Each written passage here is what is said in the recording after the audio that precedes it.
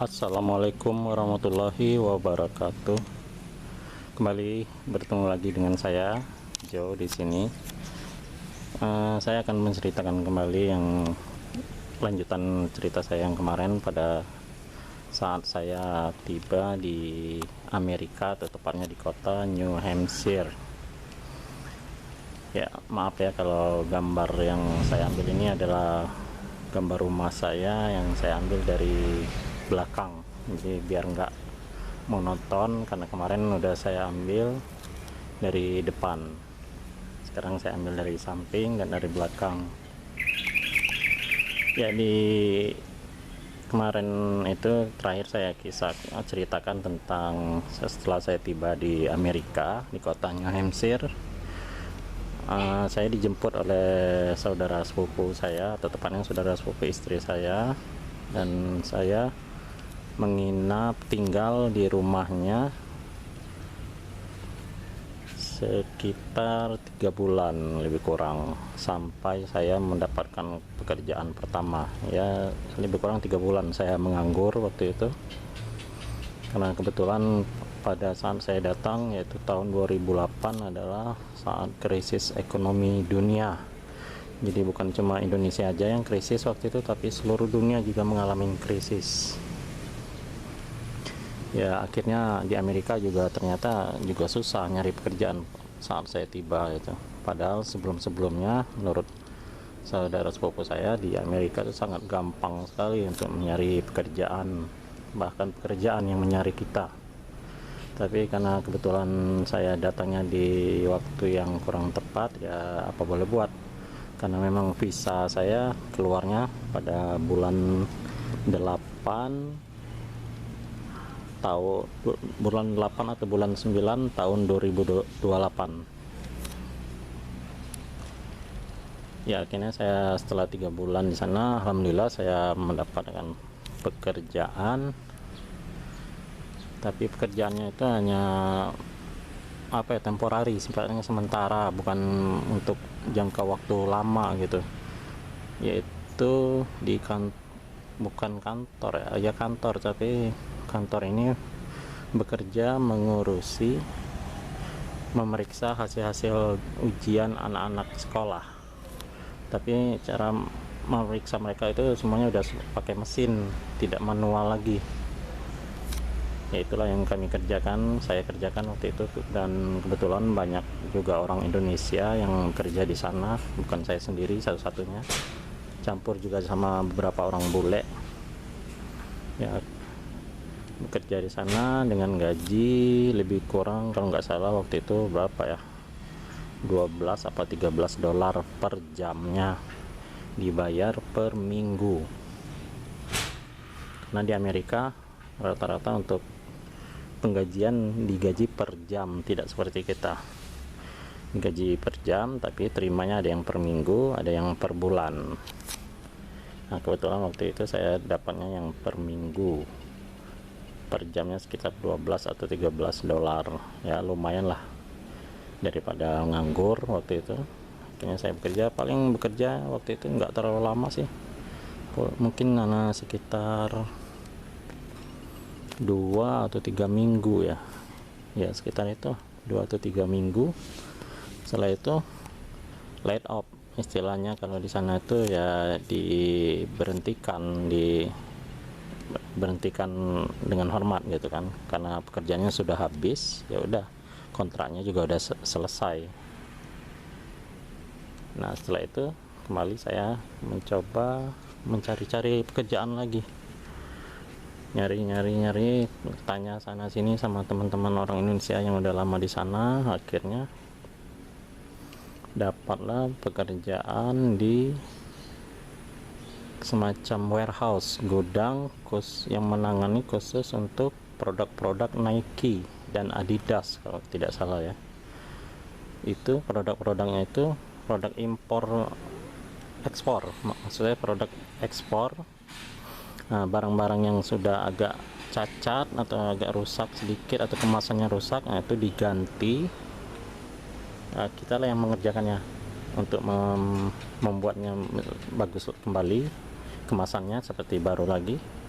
Nah setelah itu dikemas dengan baik, dengan bagus lagi, akhirnya ya dikirim lagi ke negara ya, tujuan ke negara di luar Amerika sih. Nah setelah itu gajinya berapa ya waktu itu ya, saya agak lupa ya gajinya waktu itu, mungkin sekitar belasan dolar juga sih kayaknya sih, agak lupa saya.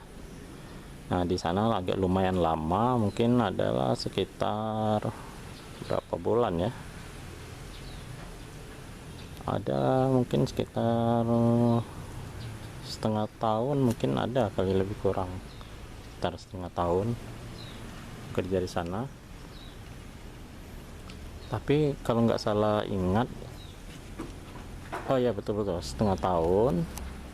Dan setelah itu saya nganggur lagi, tapi nggak terlalu lama.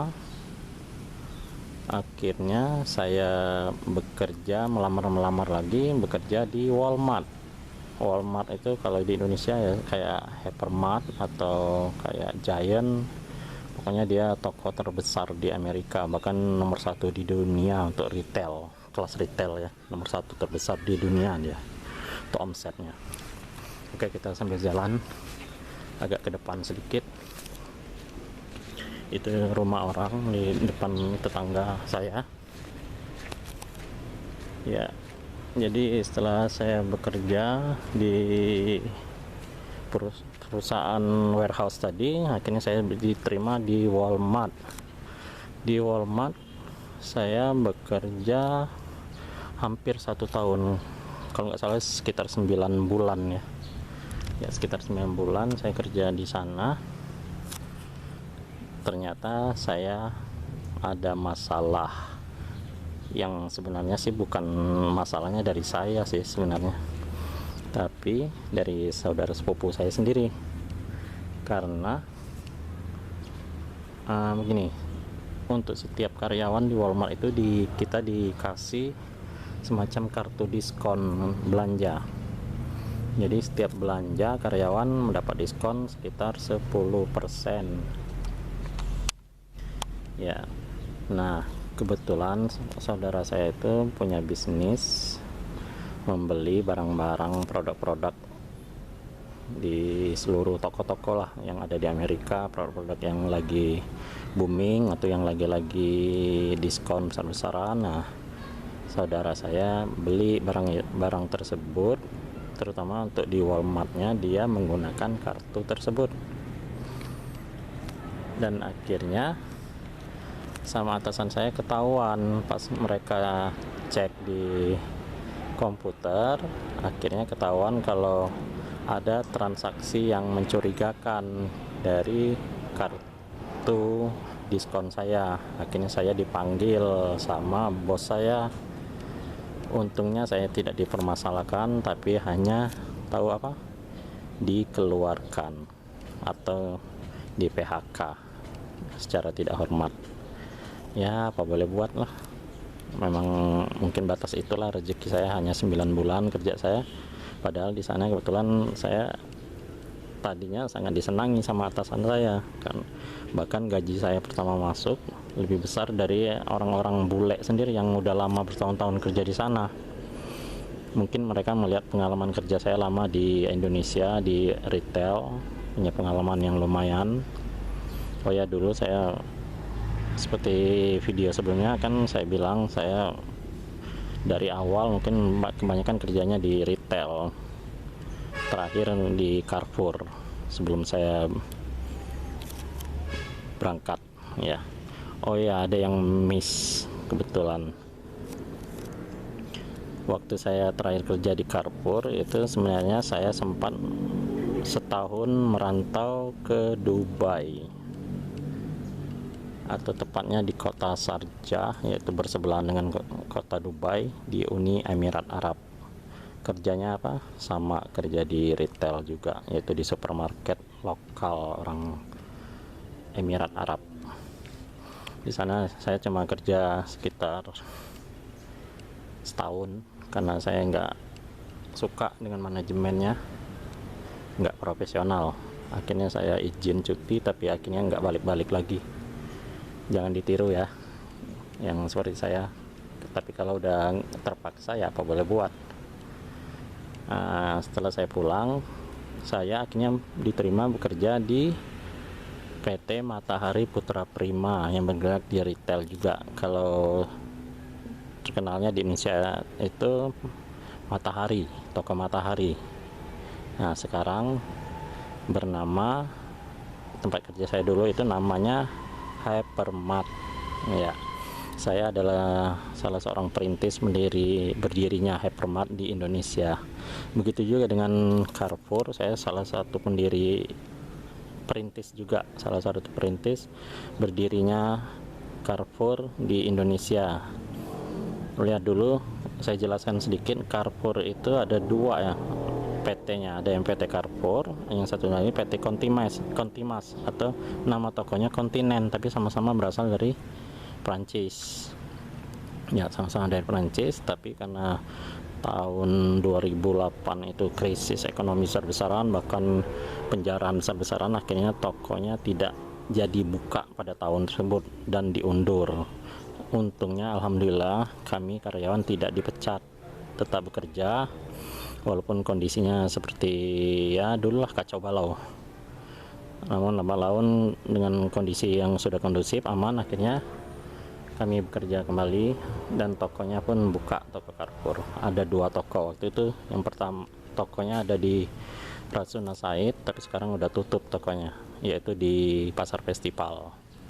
Yang satunya lagi di Cempaka Putih, yaitu Carrefour Cempaka Putih sekarang.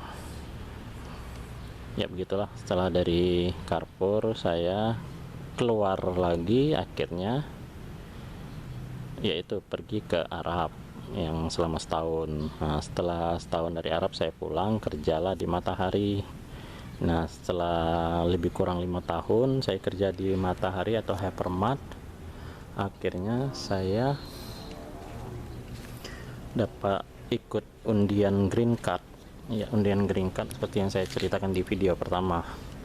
Dan akhirnya saya pun berangkat pada bulan 8 tahun bulan 8 atau 29 bulan 9 tahun 2008 ya. Ya itulah cerita flashback sebelum saya lanjutkan cerita selama di Amerika ya. Ya, setelah saya terakhir saya ceritakan bahwa saya akhirnya di Amerika terakhir saya kerja di Walmart ya. Setelah dapat masalah tersebut saya di PHK, akhirnya ya nganggur lah sekitar berapa bulan ya, waktu itu nggak terlalu lama, kayaknya sekitar sebulanan mungkin ya. Akhirnya saya melamar lagi, dapat kerja di apa ya, perusahaan pembuat alat kesehatan ya, perusahaan yang bergerak di bidang pembuatan alat-alat kesehatan seperti Infos, kayak gitulah pokoknya. Gajinya sih sebenarnya kecil di sana, cuma berapa ya, 8 atau 9 dolar gajinya, lumayan kecil sebenarnya. Tapi daripada nganggur, saya pikir ya udahlah saya terima aja kerjaan tersebut. Ya itulah, akhirnya saya kerjalah di sana. Nggak terlalu lama juga sih, karena kebetulan saya akhirnya sambil melamar juga. Oh ya, sebelumnya nggak lama saya sampai di Amerika, saya juga tujuan utama saya waktu itu ada melamar di kantor apa ya, kayak semacam kantor imigrasi yang nama kantornya National Visa Center, yaitu yang mengeluarkan izin tinggal untuk orang-orang di seluruh dunia yang ingin masuk ke Amerika.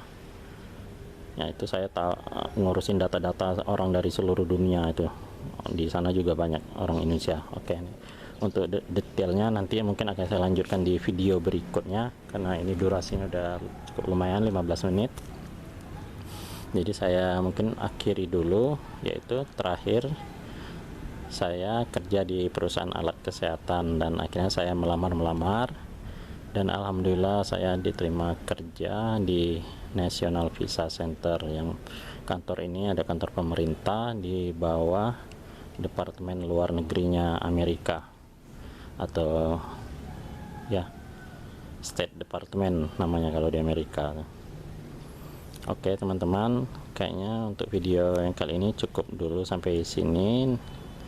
Besok lagi akan saya lanjutkan untuk cerita berikutnya, yaitu ketika saya diterima bekerja di National Visa Center. Sampai saya mungkin nggak tahu, kalau cukup sampai selesai, sampai saya pulang ke Indonesia. Kalau belum, kita lanjutkan dengan video-video berikutnya. Ya mohon maaf kalau kata-katanya agak belepotan, maklumlah namanya masih newbie ya. Tapi mudah-mudahan dari sharing pengalaman saya ini mungkin akan ya sedikit banyak ada yang berminat mengikuti jejak saya ya. Nah, saya tadi kan belum, dari 2 video yang saya upload ini belum ada satu menceritakan tentang saya cerita tentang ini, apa ngeblog, membuat website yang mendapatkan uangnya dari Google AdSense. Nanti untuk mungkin insya Allah besok untuk video berikutnya akan saya ceritakan. Saya kira cukup segitu dulu. Terima kasih atas perhatiannya dan nantikan video berikutnya. Wassalamualaikum warahmatullahi wabarakatuh.